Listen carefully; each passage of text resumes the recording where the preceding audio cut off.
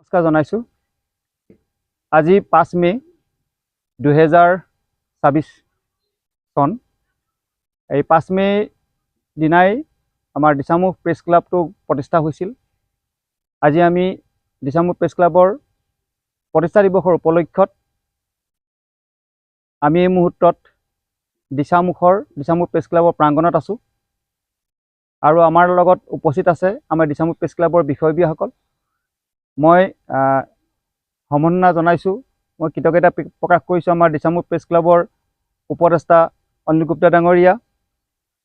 আজি অনুষ্ঠানটোৰ আমন্ত্ৰিত তথা বিশিষ্ট ব্যক্তি অধ্যাপক ডক্টৰ হিমান্ত বৰুৱা ডাঙৰীয়া, আমাৰ দিছামুখ প্ৰেছ ক্লাবৰ উপসভাপতি পৰাগ হকাই ডাঙৰীয়া, দিছামুখ প্ৰেছ ক্লাবৰ কোষাধ্যক্ষ আকবৰ আলী ডাঙৰীয়া, আৰু দিছামুখ প্ৰেছ ক্লাবৰ সহকাৰী সম্পাদক ৰজনীকান্ত পাঙিং ডাঙৰীয়া, যদুমণি বৰা ডাঙৰীয়া আৰু অৰূপ বৰুৱা ডাঙৰীয়া।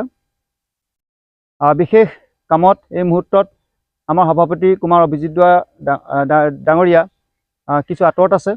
খন্তেক সময়ৰ পাছতে তেখেত আকৌ আমাৰ কাৰ্যসূচীত অংশগ্ৰহণ কৰিব। আজি দিছামুখ প্ৰেছ ক্লাবৰ প্ৰতিষ্ঠা দিৱসৰ উপলক্ষত আমি পোনপ্ৰথমে আমন্ত্ৰিত ব্যক্তি ডক্টৰ হিমান্ত বৰুৱা দেৱক আমি দিছামুখ প্ৰেছ ক্লাবৰ হৈ আমি তেখেতক এখন ফুলাম গামোচাৰে আদৰণি জনাব বিচাৰিছোঁ। আদৰণি জনাব আমাৰ দিছামুখ প্ৰেছ ক্লাবৰ বিষয়ববীয়া যদুমণি বৰা ডাঙৰীয়া।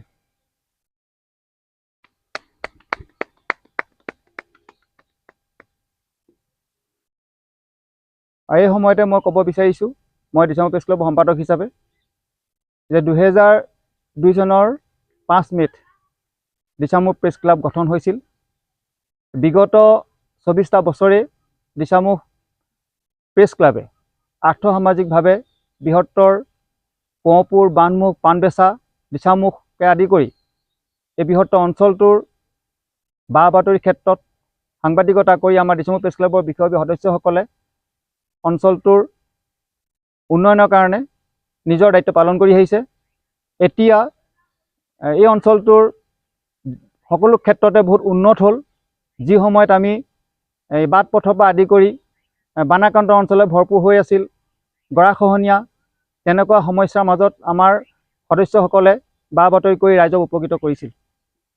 আমি আশা কৰিছোঁ অনাগত দিনত বৃহত্তৰ অঞ্চলটোৰ জনগণৰ আৰু উন্নতি হওক, বাট পথ উন্নয়ন হওক।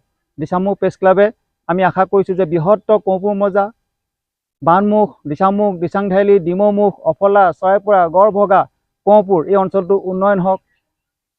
আৰু এই মুহূৰ্তত মই মোৰ বক্তব্য সামৰণি মাৰিছোঁ।